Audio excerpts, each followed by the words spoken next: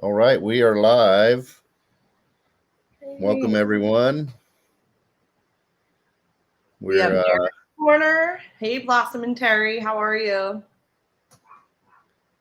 And we'll give it a couple seconds for people to join before we actually start the full podcast. As you can see, Seth isn't here, but I'm filling in, and Carly's going to take the lead here in a couple minutes.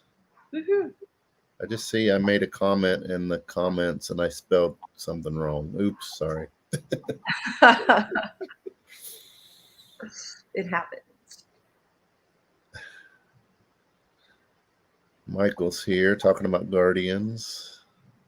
Ooh. It's impossible not to talk about it. It doesn't show me how many people are actually. Oh, okay. I see up there 11 people. I'm not sure if that's across all platforms or only YouTube. It doesn't always tell us that. Hey, Brian. Hope you're well. Oh, you're right. Some people log in through Facebook. Some people watch. Yeah. Facebook. I think that number is just the YouTube. Yeah, I think so too. Brian says something about a terrible incident yesterday. I don't know. Oh, he's from Buffalo. I'm glad you're. Yeah. Wild day. Yeah, that's just crazy. Yeah, we won't be talking about that on the show. We'll keep it good news. Good vibes. Seth he's at home. Well, I don't know where he is exactly right now, but he covers. We'll get into it when we start the podcast. But he covers for Orlando Weekly. He writes for them as well, and he covers the Fringe Festival. Oh, yes. So reviewing like every play that happened. So they keep him busy. Mark says, "Woohoo, love Carly." Hi, Mark. All right, we got 24. We're going to go ahead and start the show here in a little bit. I'll let you. I need to play the opening and then we start in. So let's start the opening in a couple seconds here. Please lower your head and watch your step while boarding. Welcome to the Attractions Podcast. You are all cleared for dispatch. Have fun.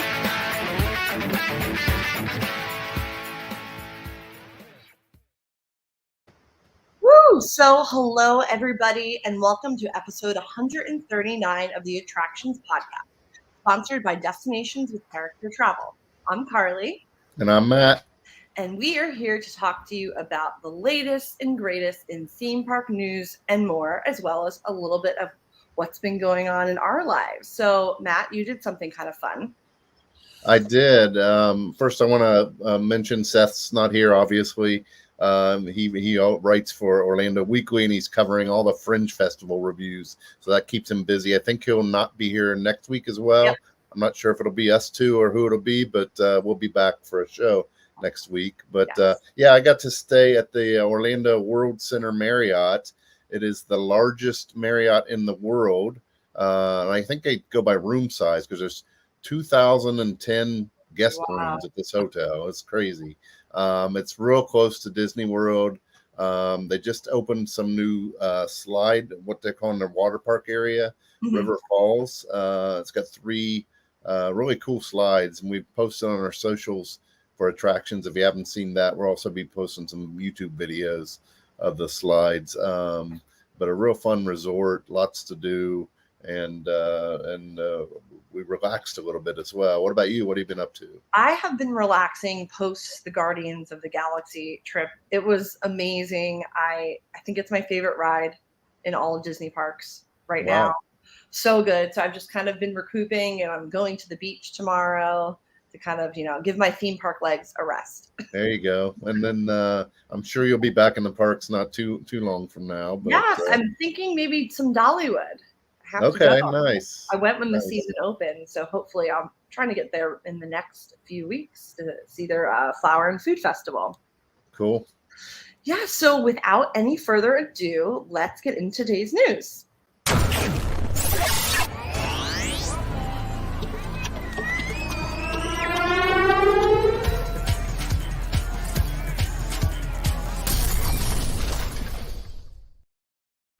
So we are kicking things off on the West Coast at the Disneyland Resort as they are celebrating AANHPI month. So this is Asian American, Native Hawaiian, and Pacific Islander Heritage Month. And they're going to be celebrating this through a series of music, art, special cultural experiences. A lot of it is happening at Downtown Disney. So if you're familiar with Downtown Disney, right outside the Star Wars Trading Post is that awesome Downtown Disney live stage. So they're going to have a series of live musical groups. There's a 5-piece Filipino a cappella group. There's going to be Polynesian dance. Chinese Cultural Splendor is going to be doing martial arts and traditional lion dances. And then also there at Wonderground Gallery, guests can meet artists. And so one of the biggies is Jared Murayama, who does a lot of merchandise partnerships that I love. It's very whimsical and colorful, and they're going to be on hand to autograph pieces. And then, of course, it wouldn't be a celebration without the food element. So there's going to be some specialty items available at Kayla's Cakes in downtown Disney. And then over at the Disneyland Hotel on weekends, they're going to be doing live ukulele music and complimentary hula lessons at Trader Sam's Enchanted Tiki Bar. And there's going to be kind of some extra additional hotel perks for guests that are staying over. So they're going to have lei making. You can learn the Chinese martial art of Tai Chi, which is pretty cool. And then inside the park, there is a Turning Red photo op, and that's going to be near Pixar Pier in Disney California Adventure Park. And then, of course, year-round, there's always incredible AANHPI inspired dishes. A lot of it can be found at Tropical Hideaway, which is one of my favorite spots. Their bao buns are amazing. And, of course, Tangaroa Terrace next to Trader Sam's has a lot of good food. So this is really nice that they're doing it for the whole month and really embracing it. Yeah, it sounds cool. I have not experienced this before at Disneyland. Is it brand new? I don't remember if it's I don't remember them doing a whole entire month thing like this. So I think it is pretty much brand new. And especially the hotel extension, the way they're doing the lei making and kind of those complimentary experiences for overnight guests. So they're really kind of amping up those offerings, which is nice to see. Yeah, one thing I think I need anew is the acronym. The AANHPI is a bit of a mouthful. It is. I would rather just say it what it is than say the acronym. Well, the Asian American, Native Hawaiian, Pacific Islander Heritage Month is a lot too. I don't know what the answer is, but I want to see like 2 words or 3 words I can say to describe this. But maybe somebody smarter than me can come up with something. Right. They have some flashy marketing people that could do something. Yeah, there you go. Okay. And then now, and continuing on overseas, we are at Disneyland Paris, where they are celebrating their incredible 30th anniversary, which has all of us on the state sides of Disney parks very jealous. And they now have shown the City of Lights. They've had a Mickey illumination at the Eiffel Tower, and they've embraced the iridescent colors of the 30th anniversary celebration. And this was really cool. They surprised a bunch of different cast members, some volunteers, fans, loyal guests, and they brought them to a special night at Disneyland where they went to Waltz, an American restaurant, which is incredible. And then they took them for a surprise to the Eiffel Tower, where they got to see it illuminated with the special colors. And this just looks really cool. Yeah, can you imagine just happen to be at the Eiffel Tower that night and you see all this, right. And then you see Mickey and Minnie, and it's like, what's going on? Right. Yeah, this is really nice that they did this. And I saw that some of it was their opening day cast members, which is really cool that they found a nice way to honor them.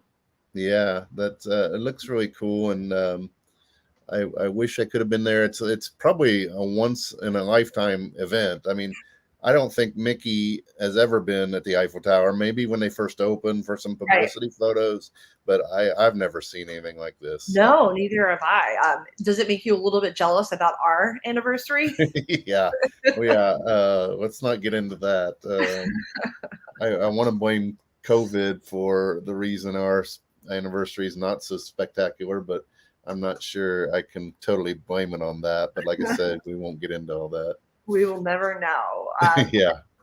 And then sticking over at Disneyland Paris, they are offering guests a prize-winning interactive treasure hunt. So they've partnered with phone company Orange to feature the Celebration Quest. And this is an interactive treasure hunt through both Disneyland Paris parks. And this is also part of the 30th anniversary celebration. And you can just download this right in the app, and then you have a chance to win prizes. They're giving away park tickets and hotel stays, which is really cool. And then also, they're unlocking photo op filter. So this is a pretty good thing if you want to play along. You go to your tasked with going to different parts of the park, and then basically there's an element in each section, and you're going to unlock a digital badge. And then at the end, you may be handsomely rewarded with something special, and it could be a hotel stay, which I think is a pretty incentive to get me to play along. Yeah, definitely. You can win, I think, park tickets and prizes and hotel stays. And I think what it is, if you complete it, then you're entered into a drawing of everybody that's completed it, and they kind of randomly pick people. I'm not positive on that, but that's what it sounded like. But it looks like from here, you go into the app, and it'll take you over to, for example, if you're watching our video, in the app, it'll show a sign that's in the park. And you have to go to that sign and make sure that what you're seeing in the app matches what's on the sign, and correct it if it's not correct. So it looks like other parts of the park, you'll go in, you'll scan certain signs just to prove that you were over there by it. And Yeah, no, this looks fun. They even have a built-in fail-safe. So if something's down, you can't get to a certain area, you can get around that in the app and tell them you couldn't get to it or whatever reason. So Right. I was really impressed by that, because that would kind of be a big snag if, something was temporarily down and you couldn't get to it. So I'm glad they did that. And it also kind of gives me flashbacks. Do you remember the Adventureland treasure hunt at Magic Kingdom in like the late 90s? I do not. Oh, it was so cool. You had to find this kind of like little emblem was hitting. It was like the late 90s. I think it ended maybe 99 or something like that. But it was not on your phones, obviously. It was a physical treasure hunt. And I miss those days of these little kind of games. So I think this is fun. Brian remembers it. Yeah, it was this really cool treasure hunt thing. So I'm glad they're kind of implementing this, and the prizes are very good. Yeah, cool. Yeah. So now we are going over to Tokyo Disneyland. So they have launched Disney Premier Access, which is the system in place, like their new FastPass system that's been implemented already at Disneyland Paris. So that is going to be available at the Tokyo Disney Resort in the app beginning May 19th, so this week. And the new digital service is going to be available for a fee of 2,000 yen per access. So that comes back to around $15 US. And this is going to allow guests to select their preferred time and make reservations to experience certain attractions. So initially, Enchanted Tale of the Beauty and the Beast at Tokyo Disneyland and Soarin' Fantastic Flight at Tokyo Disney Sea is going to be included. So this is just kind of having a way for guests to have a little bit more flexibility, customize their visit, and just kind of make sure that they get to experience attractions that they want to experience. So it seems like they're just introducing this basic Disney Premier Access. So they haven't said anything about the Premier version, which I think you've probably seen that Disneyland Paris introduced that next level one where it's more expensive, and it's almost every attraction is built in. So I think Tokyo is probably going to test the water with this, and then see how it goes with integrating even a more access system. Yeah, it sounds like, to put it in terms that, Disney World people know, or Disneyland, it sounds like Lightning Lane, but you're kind of buying it.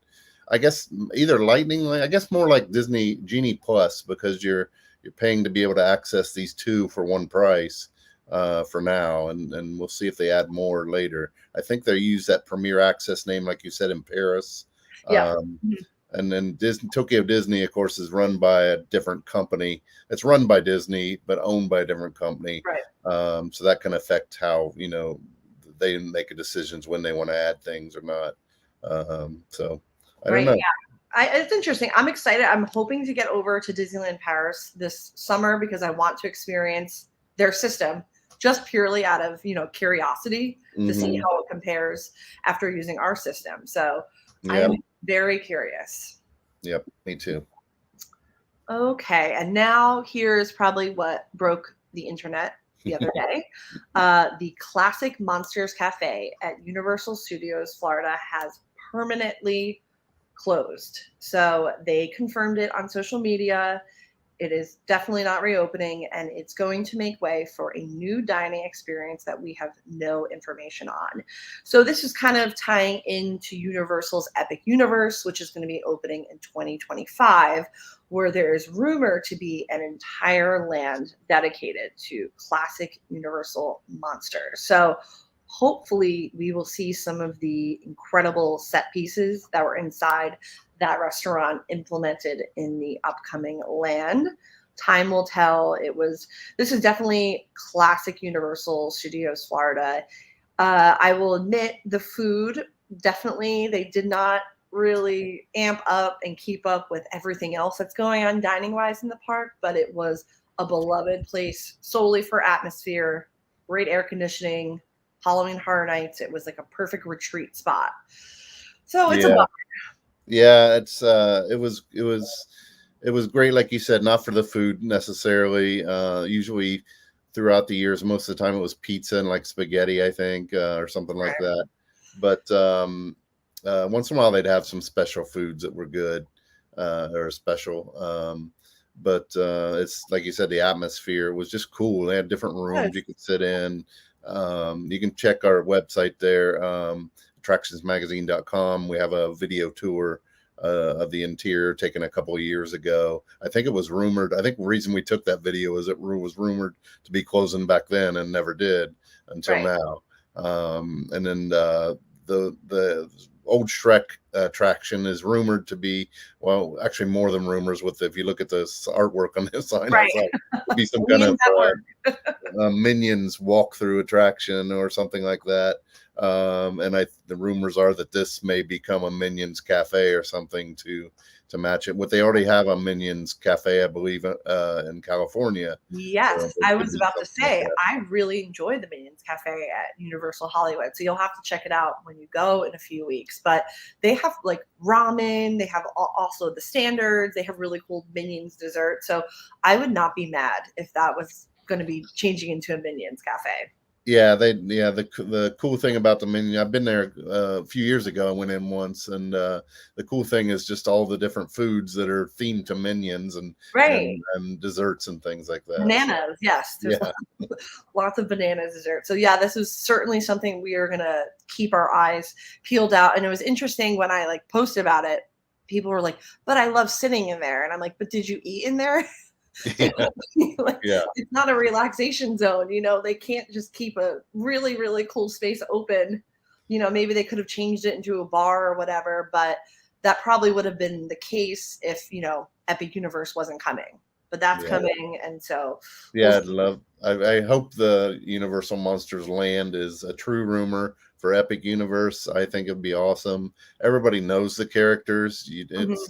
There's no, you can talk about when they tried to reboot it with the movies and everything. There's no movie that really took off with it, but people know the characters and enjoy the classics. So I think it'd be a great land, especially if it had a dining area as well.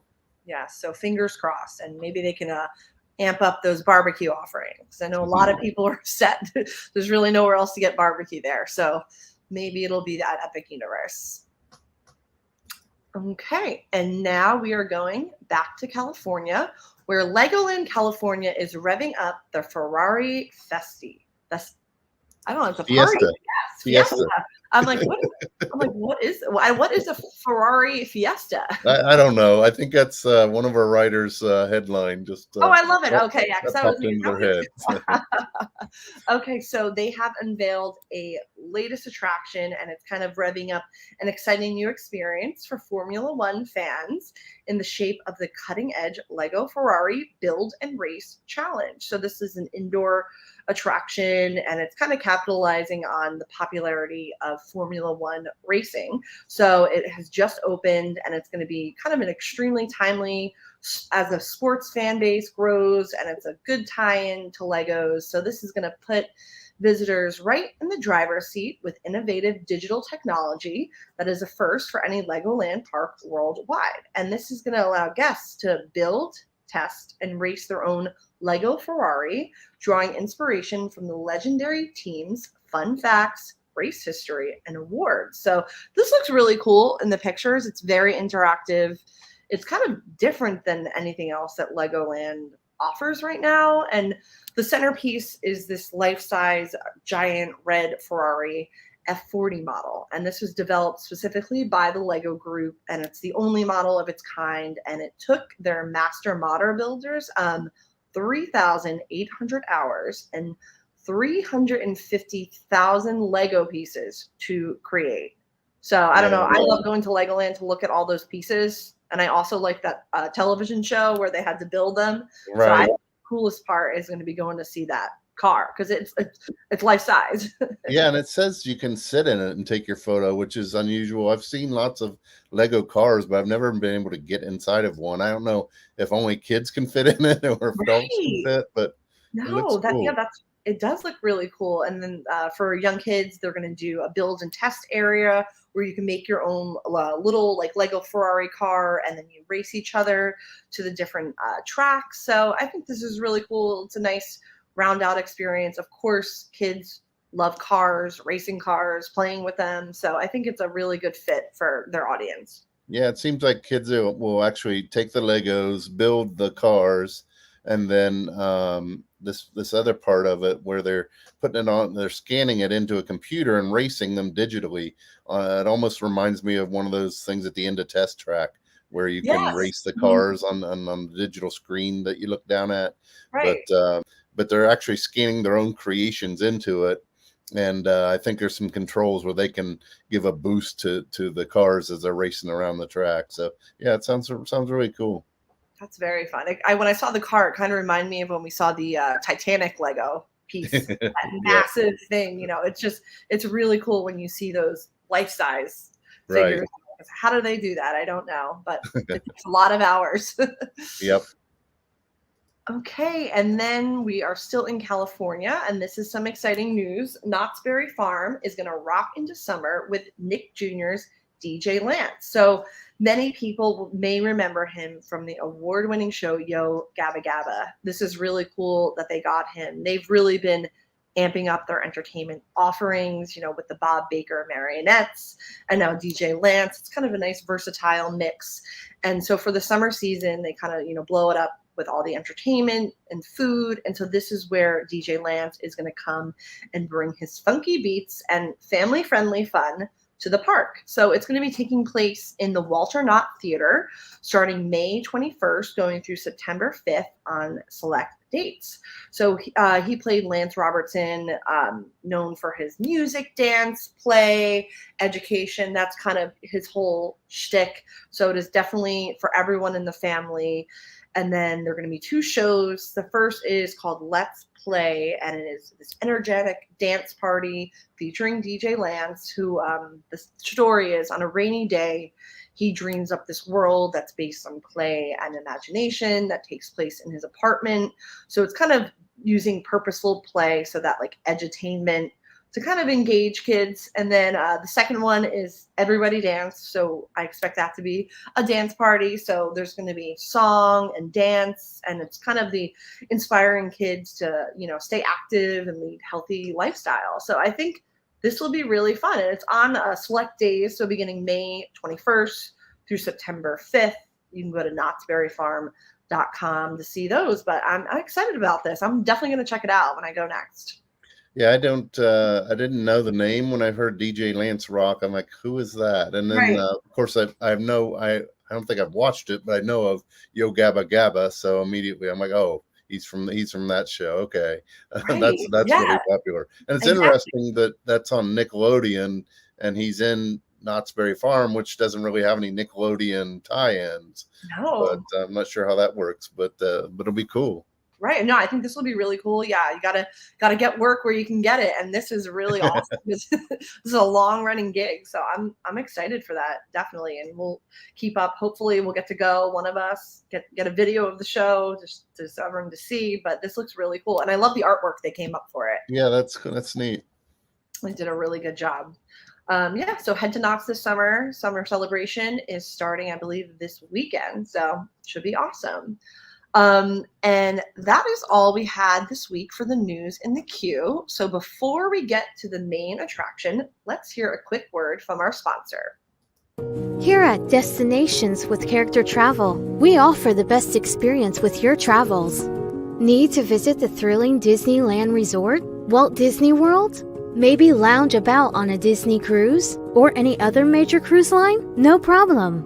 So if you're looking for a stress and hassle-free vacation, visit us at www.destinationswithcharacter.com. Contact us today and let us plan a magical vacation for you and your family.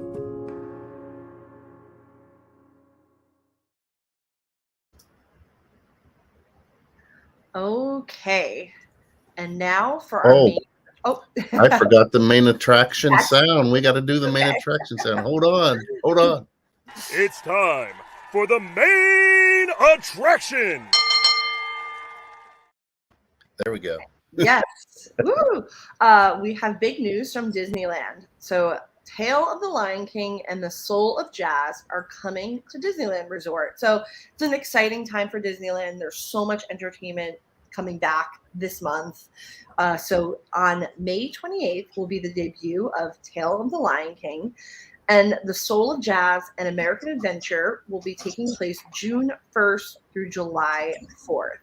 So Tale of the Lion King is an original story theater adaptation of Disney's The Lion King, and it's going to be taking place inside the Fantasyland Theater. So this is going to be an all-new stage presentation with a traveling troupe known as the Storytellers of the Pride Lands.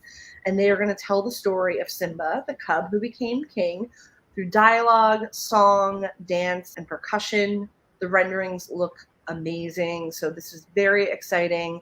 And it's going to be taking place, like I said, in the beautiful 1,800-seat Fantasyland Theater. So the new costumes and scenic designs, there's new original music, arrangements, and choreography. So this is really exciting, and that will kick off May 28th. And then also time with that is the reopening of the fan favorite Troubadour Tavern. So a lot of people I know are hyped about that coming back, and they are going to have some new menu items inspired by the show. And then also The Soul of Jazz, an American Adventure, which you may be familiar with it if you're a Disney World fan, because they had that in the American Adventure Pavilion at Epcot. And it's a really cool exhibit, and this is going to be at Disneyland June 1st through July 4th. It's a touring exhibit, and it showcases kind of the history and legacy of jazz, but it's implementing, obviously, the characters from Soul.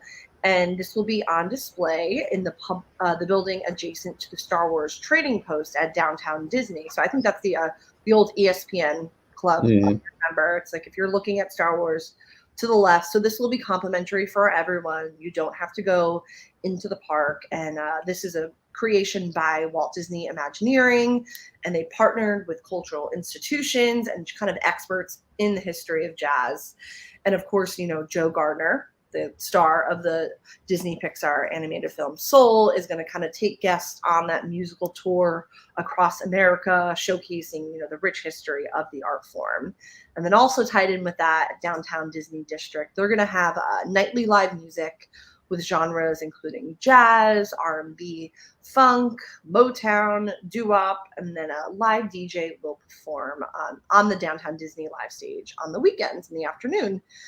And then also that's going to extend into Disney California Adventure Park, where they're going to have doo-wop and Motown live music daily, celebrating Black music genres. So they are really going all in with these celebrations. Again, it's exciting to see a lot of the entertainment is now back at Disneyland, and they're kind of revving up their offerings. So this is awesome. Yeah, I guess there was a show, Lion King show at Disneyland already, this Tale of the Lion King. Mm-hmm. but this is kind of expanding on that, and seems like what they're going to have now is more like what we have at Animal Kingdom, Right. when it opens in the theater.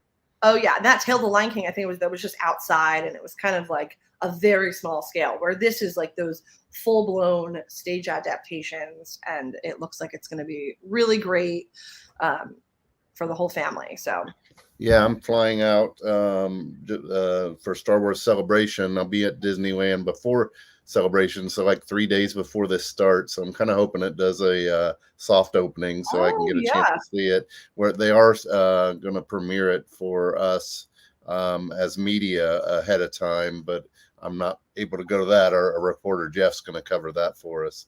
But this sounds really cool. And that theater, I believe that's the theater where Mickey and the Magical Map was. yes, In the Fantasyland. Okay, so Yeah, that's a nice theater. It's open theater, but a nice breeze usually blows through there, and it should be nice. Yeah, no, this is exciting. I mean, there's so much coming back to Disneyland, World of Color. So this is a good time, and especially ahead of the summer rush. It's going to be busy. You know, it's hard to get those park reservations now. So this is great to have these nice seated venues where people can go and just kind of disperse foot traffic in the parks. Yeah, and then the Soul of Jazz, like you said, in downtown Disney, sounds like it's just the same one that was at Epcot moving there. Right. I think it toured a couple places as well across the country, and so that'll be nice. It's just free for everybody to see. You don't even need a park ticket like you did at Epcot.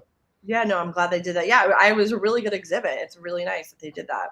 And then live music's always welcome anywhere in the park or at downtown Disney as well. So absolutely, nice. I love that stage there. There's always something going on. It kind of it gives it a little bit more of a vibe, you know, because Disney Springs is like in your face, and downtown Disney can be much chiller without, you know, the live music that we get, the DJ. Right. So this is exciting because it seems like almost just about every day there's going to be something going on. Okay, before we go, thanks everyone for joining in. We want to thank our sponsor, Destination Character Travel. And once again, remind you to please give us a review on Apple Podcasts. It takes 2 seconds. I make everyone that I'm around pull up their phone, just go in there. You could do it on Spotify, Apple Podcasts, wherever you kind of listen to us. And then if you want to find more about coverage from us and Attractions Magazine, I am Carly Caramana on Twitter and Adventures Carly on Instagram. And if you want to follow me personally, I'm at Matt Boom on Twitter and at Attractions Matt on Instagram. And then, of course, Attractions Magazine, everything you want to find is linked from our website, attractionsmagazine.com. On Twitter and TikTok, we're at Attractions. And Facebook, Instagram, everywhere else, we're at Attractions Magazine. So be sure to give us a follow. Yes, everything helps. And until next week, I hope everyone stays safe. Try something new, but most importantly, have fun. Bye, everybody. Next week. Thank you all.